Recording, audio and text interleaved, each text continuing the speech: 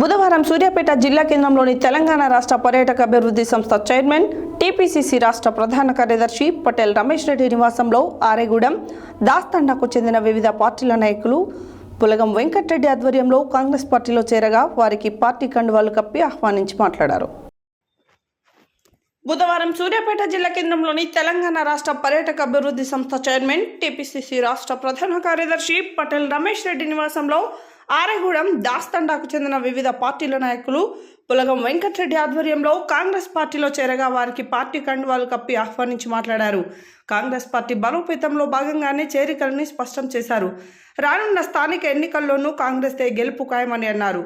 ఇంజనీర్ల బృందంతో ఇప్పటికే సూర్యాపేట అభివృద్ధిపై ప్రణాళిక రూపొందించడం జరిగిందని, సూర్యాపేట అభివృద్ధికి 61 కోట్లు ఎస్టిమేషన్ రూపొందించామన్నారు. అంతేకాకుండా పిల్లల మరియు మూసీ ప్రాజెక్టుపై ప్రత్యేక దృష్టి సారించి పర్యాటక కేంద్రాలుగా మారుస్తానని తెలిపారు.